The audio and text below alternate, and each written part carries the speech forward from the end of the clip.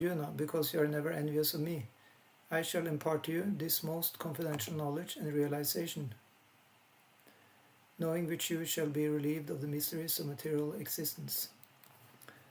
Prabhupada says in the purport, as a devotee hears more and more about the Supreme Lord, he becomes enlightened. This hearing process is recommended in the Srimad Bhagavatam. The messages of the Supreme Personality of God are full of potencies, and these potencies can be realized if topics regarding the Supreme Godhead are discussed amongst devotees.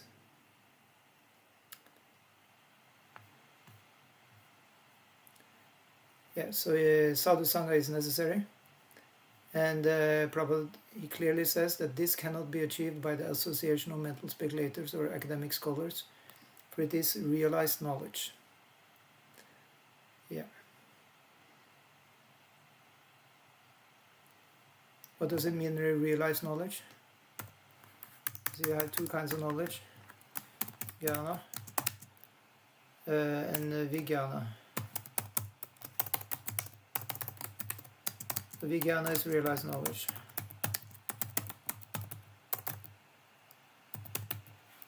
Jnana is theoretical.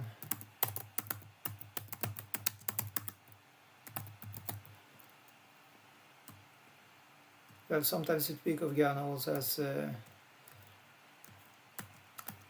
as transcendental knowledge. Maybe you can call it dry knowledge, shuksha jnana. Yeah, dry theoretical knowledge. Vijnana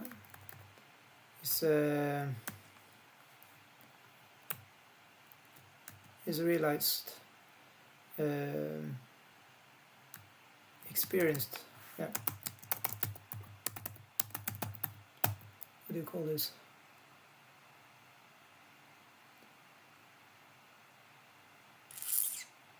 Experienced knowledge. Yeah. Okay, so we'll go to next.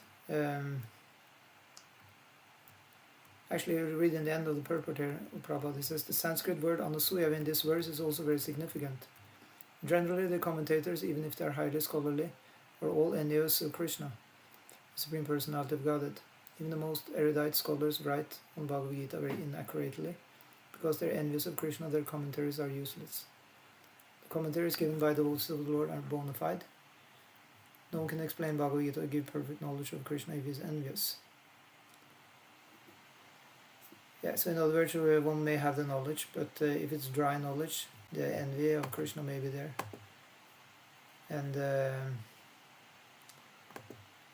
it's not bringing bhakti. One who criticizes the character of Krishna without knowing him is a fool, so such commentaries should be very carefully avoided. One who understands that Krishna is the Supreme Personality of Godhead, the pure and transcendental. Oh, we have a question here. Could you please mention the connection between the 8th and 9th chapters of Bhagavad Gita and the main concepts in the 9th chapter? That's a good challenge. Okay, we'll do that. Yeah, it's nice you give the comment, because also then I understand that the streaming is actually working. Because I'm lagging behind in the data here, I can see. But okay, I'm still online. That's good. Okay, let's go back to the beginning of the 9th chapter to take a look. Okay, so let's scroll up. Yeah, so here Krishna says, Shri Bhagavan Vacha idam tu te goyatamam pravakshamyana suyave gyanam vigyana saitam yadgyaktva mokshate shubhat. Yeah, so why is Krishna saying this? Let's see what was said in the previous chapter. What was said in the last verse in chapter 8? If we can realize knowledge. Yeah, that was the word I was looking for. Thank you. Experienced knowledge. Yeah, realized knowledge. That's what you call it. Yeah. So chapter 8, it ended with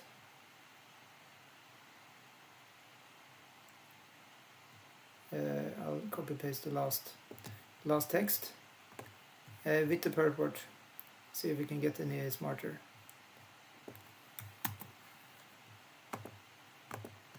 So before chapter 9 starts, we will take the last verse of the 8th chapter. Yeah. Okay, so here 8:28. Vedeshu yageshu tapasu cheva dhaneshu yad punya palam pratishtam atyeti tat sarvamidam viditva yugi paramstanam upayiti chadyam. The person who accepts the path of devotional service is not bereft of the results derived from studying the Vedas, performing sacrifices, undergoing austerities, giving charity, pursuing philosophical and fruitive activities. Simply by performing devotional service he attains all this, and at the end he reaches the supreme eternal abode. Prabhupada even says that this verse is a summation of the 7th and 8th chapters. So in that way we can rely on this verse for understanding the link. So now what is the verse 9.1 saying? The Supreme Personality of God said, "My dear Arjuna, because you are never envious of me, I shall impart to you this most confidential knowledge and realization, knowing which you shall be relieved of the mysteries of material existence." So what did Prabhupada said in the commentary also?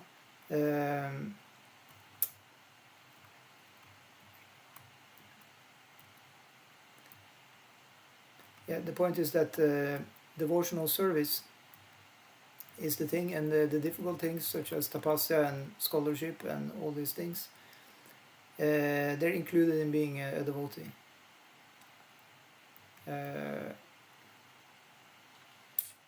So Prabhupada says something here. Let's see.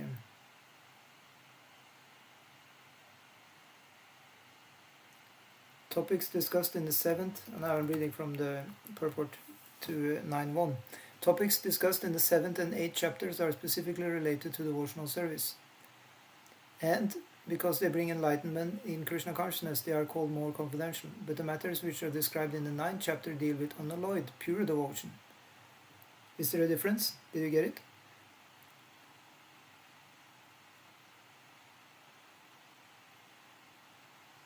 So, in other words, there seems to be a difference between devotional service and pure devotion. Right? Because Prabhupada says, topics discussed in the 7th and 8th chapter are specifically related to devotional service, which bring enlightenment in Krishna consciousness. So you can say the Bhakti Yoga process is going through all these steps, ending with prema.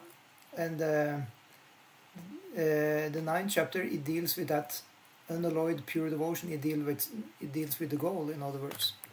And the previous chapter is dealing with the process to come to the goal. Does it make sense? So that's the connection. Chapter 8 is building up, stating what is the goal, like this, and then the 9th chapter is more elaborating on the actual state of unalloyed pure devotion. That's why it's called the most confidential. It said that this is more confidential and higher than what previously had been said. Yeah. So that's why we have the second verse where Krishna is saying this: Raja Vidya Raja Guyam Pavitramidam Uttamam Pratyaksha Dharmyam Susukam Kartamavyam. This knowledge is the king of education, the most secret of all secrets. It is the purest knowledge, and because it gives direct perception of the self by realization, it is the perfection of religion. It is everlasting and it's joyfully performed. Yeah. So, so what are the main concepts in the 9th chapter? That is unalloyed pure devotion, that Prabhupada said here. Prabhupada says in the commentary, this chapter of Bhagavad Gita is called the King of Education because it is the essence of all doctrines and philosophies explained before. Among the principal philosophers in India, Gautama, Kanada, Kapila, Yajnavalkya, Sandilya, and Vaishvanara. And finally there is Vyasadeva, the author of the Vedanta Sutra. So there is no dearth of knowledge in the field of philosophy or transcendental knowledge. Now the Lord says that this 9th chapter is the king of all such knowledge, the essence of all knowledge that can be derived from the study of the Vedas and different kinds of philosophy. Yeah. So 9th chapter is, in other words, very special. And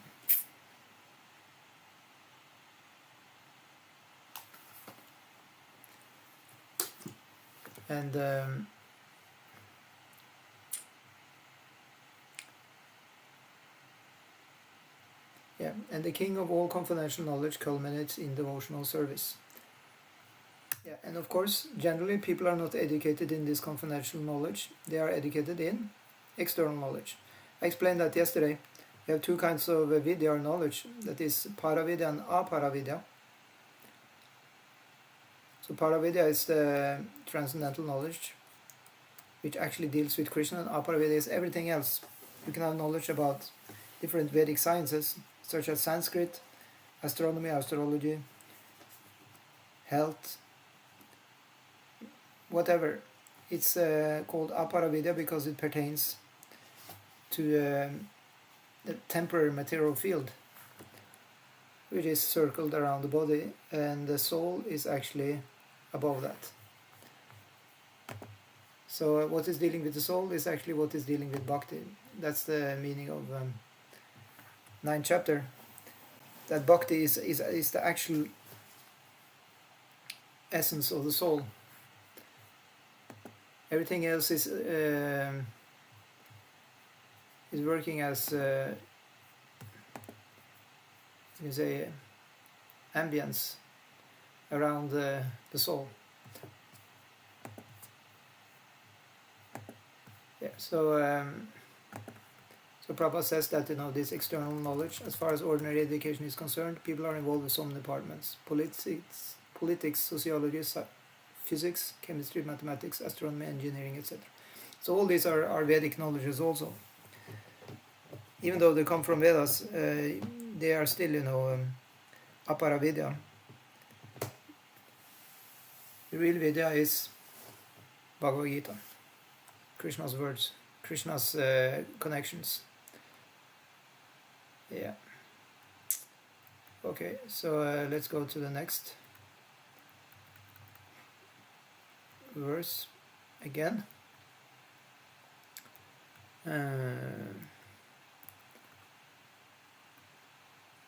No, I mean to the third verse. Yeah. So that is Ashradadanaha Purusha Dharmasyasya Parantapa Aprapyamam Nivartante Mrityu Samsara Vartmani. Those who are not faithful in this devotional service cannot attain me, O conqueror of enemies. Therefore they return to the path of birth and death in this material world.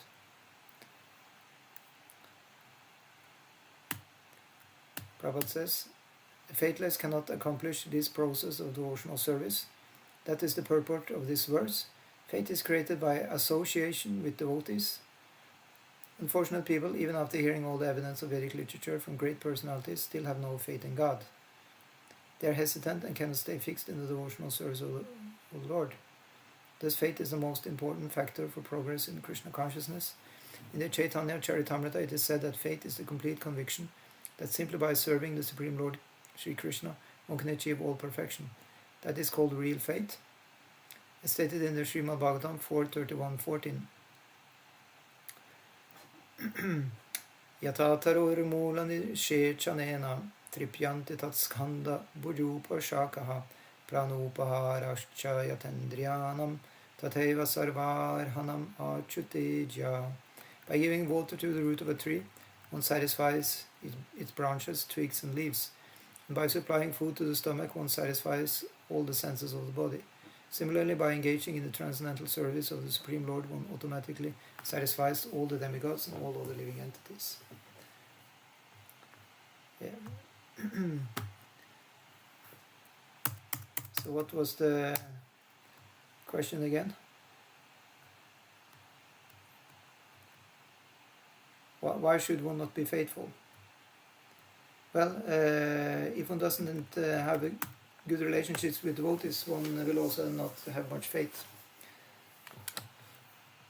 So you see, it's explained in the Bhakti Rasamrita Sindhu.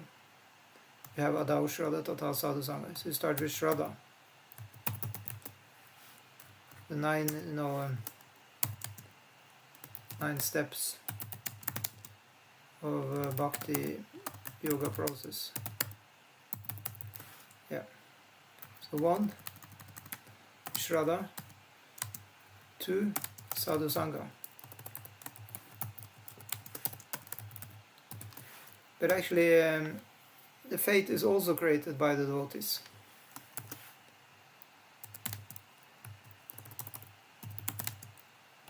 From Sadhu Sangha. So this is actually an explanation. The Shraddha is also from Sadhu Sangha. One has association with Sadhu and then one gets Shraddha. So Sadhu Sangha is also actually number one. And then the Sadhu Sangha proper, it means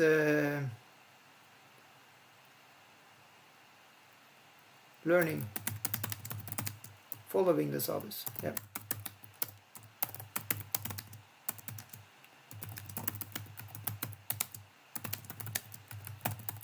Yeah. First, one just hearing. Said actually that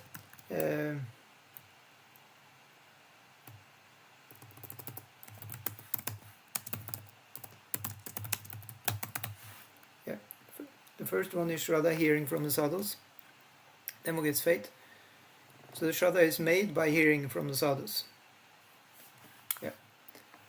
And then one is then developing more by following in the footsteps of the sadhus. That means, practicing what the sadhus are practicing. And that is called Sadhu Sangha. And then you have Anartha, Nivritti, purification. Yeah. And then comes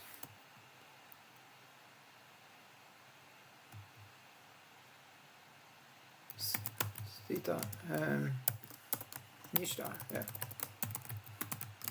Steady. And then flavor, yeah, ruchi. And then comes spiritual attachment, asakti, yeah. Then 7. Oh, I missed one. Which one did I miss? You can tell me. Shraddha, Sadhu Sangha, Nata, Nivritti, Nishta. I probably missed the most important one. So, I can go on, but we are missing one of them. And then one spiritual emotion, bhava, and then spirit,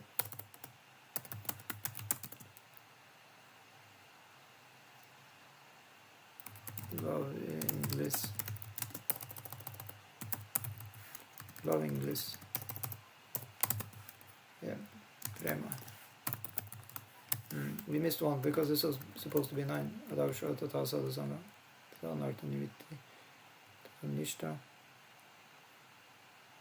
Ruchi. That's amazing. I missed one. Anyway, you can tell me. But the point here is that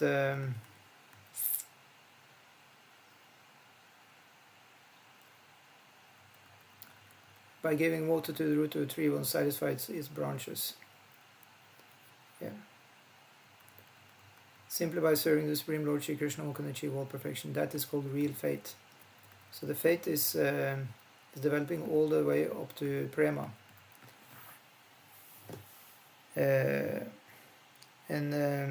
Yeah, that was my point.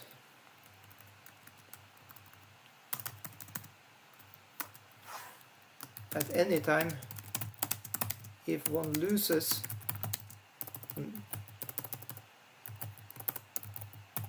how do you write lose like this?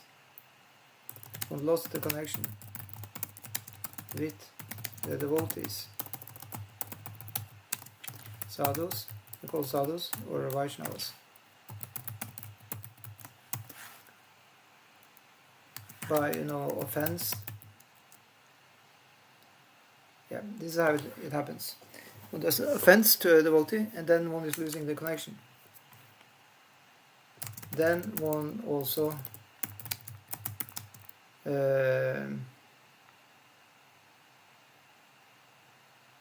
is thrown back into the anartha nivritti stage, for further purification. Before he can continue. Yeah. Does it make sense? So say you can go you can go you can get steadiness, you can get taste, even maybe a little bit spiritual attachment, but still if one does an offense at the end of these stages, when it's kicked back again into the anartha nivritti, need to get some more purification. And one has to also get good sadhu sangha. That's part of the purification. Actually, the purification in the sadhu sangha. Yeah. So you see, it's not enough just to get purification alone. Okay, so but yeah, we all often do. So say one has done some offense, is losing a connection with the devotees, or connection with a specific devotee. In any case, one is then one has lost the taste at that stage. So then one needs to get some good sadhu sangha.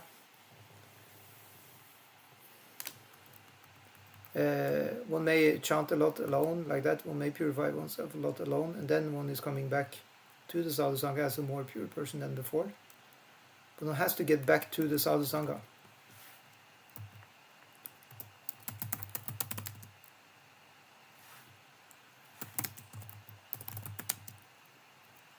Yeah.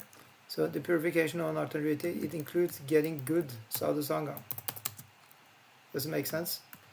Without sadhu sangha, one can actually have nothing of this, because it's the very start of the process and it follows all the way.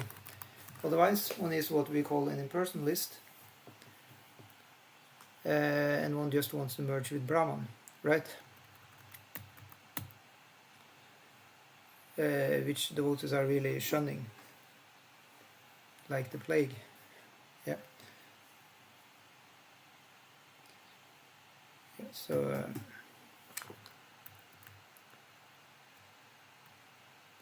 okay, so yeah, please continue giving us some hints here.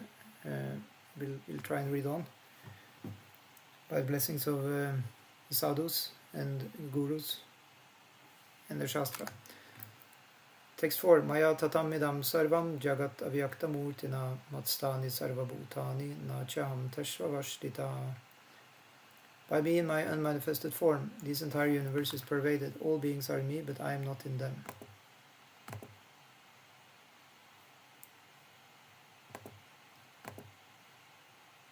So he says that he is not in what?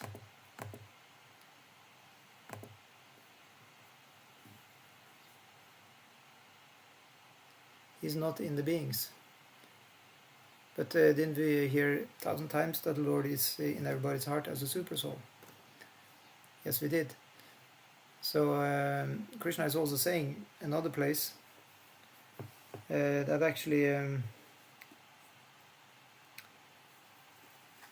Ishvara Sarva Bhutanam Ridesh Arjuna Tishtati Brahmanyam Sarva Bhutanam Yantarudani Maya. Krishna actually says another place that I am in everybody's heart. So how come that Krishna here is saying that he's not in all the beings? Well, it is because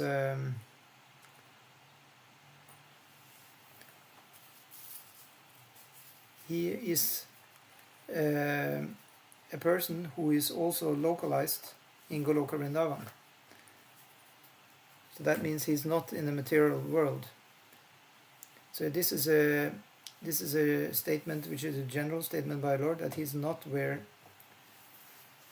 people don't want him to be.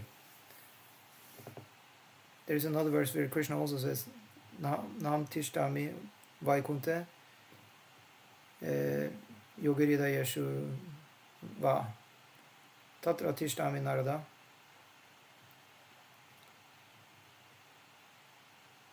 yatra mad bhakta gayante.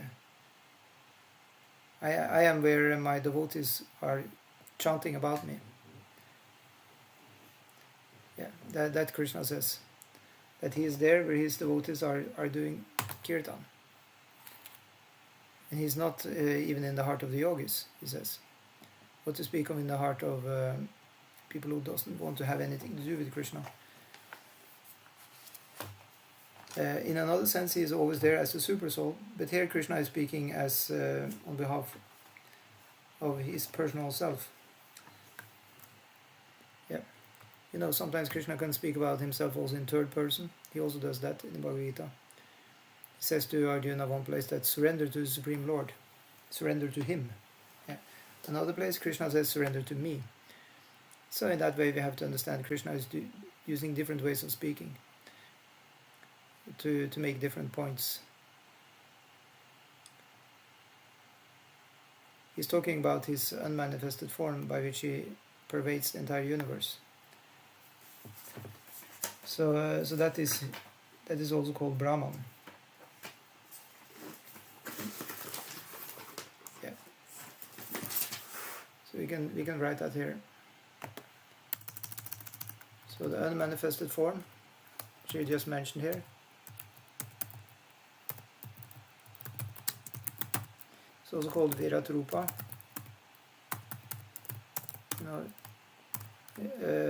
More universal form.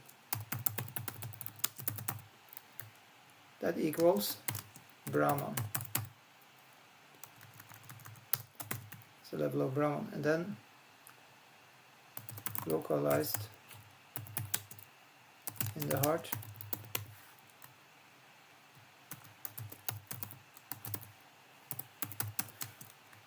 The super soul localized in the heart. Super soul spread everywhere. I mean, he's in everybody's heart and he's also in every atom. But as a guide, yeah.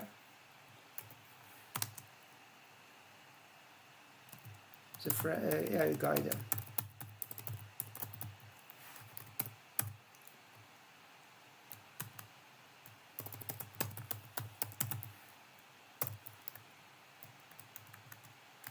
It's called Paramatma. So all these are different features. We call it 3 features of Krishna, 3 features of God, or 3 features. Yeah. And then you have the last one.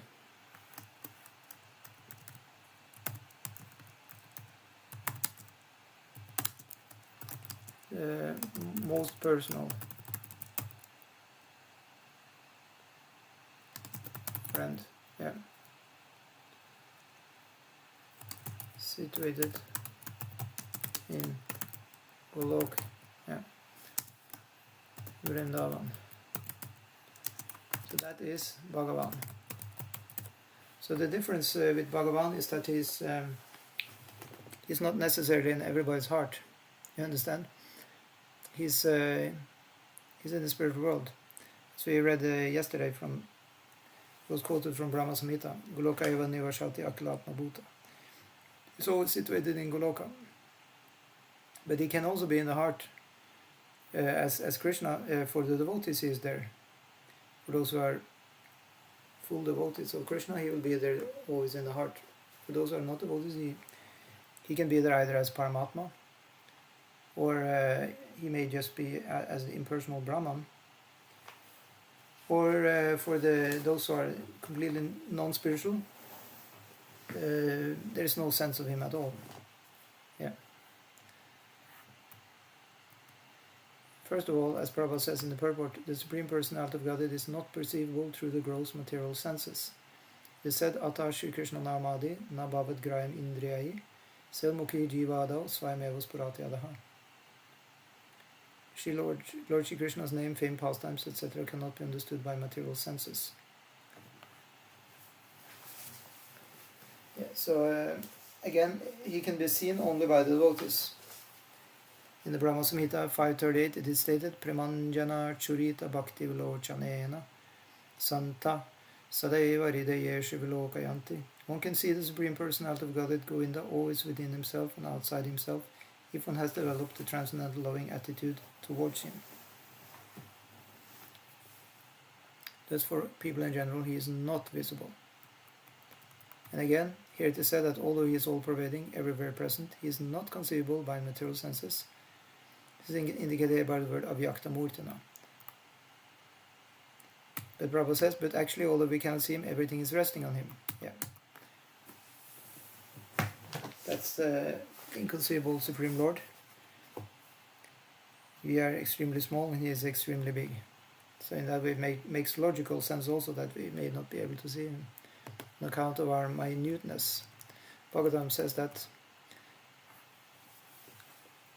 So text 5, Nacha matstani bhutani pashyame yogamayishwaram bhutabrinna cha bhutasto mamatma bhutabhavanaha. And yet everything that is created does not rest in me.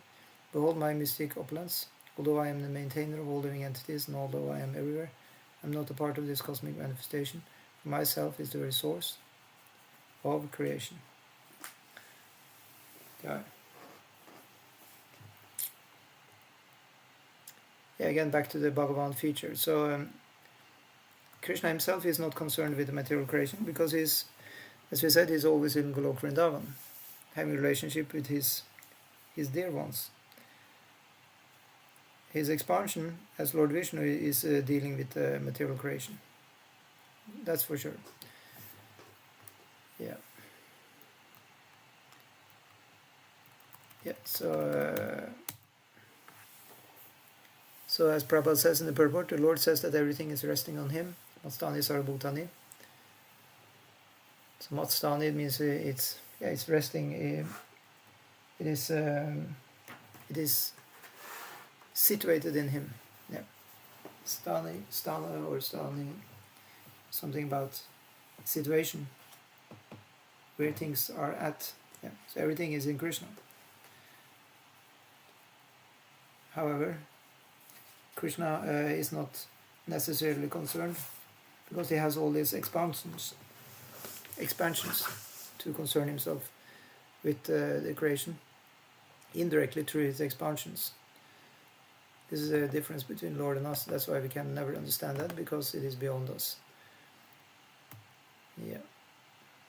So text 6, Yata kashastito nityam vayusarvatrago maham tata sarvani bhutani matstani iti ubhadaraya. Understand that as the mighty wind blowing everywhere rests always in the sky, all created beings rest in me. Yeah. So we have to understand this with transcendental eyes, because it's not physical, it's rather metaphysical or even spiritual. Prabhupada says that for the ordinary person it is almost inconceivable how the huge material creation is resting in him. But the Lord is giving an example which may help us to understand. The sky may be the biggest manifestation we can conceive. And in that sky the wind or air is the biggest manifestation And in that sky the wind or air is the biggest manifestation in the cosmic world.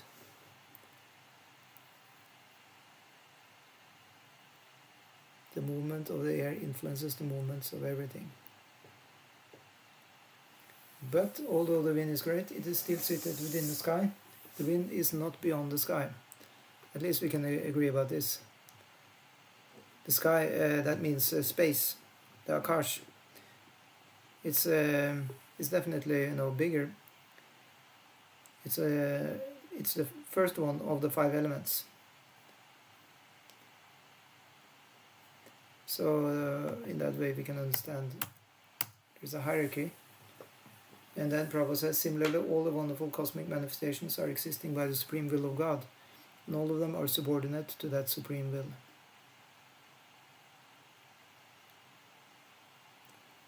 Yeah, just like the air is subordinate to the sky, you can say. Then both the sky and the air and all the other elements also are subordinate to the Lord, by whose will all of these things are existing. Yeah.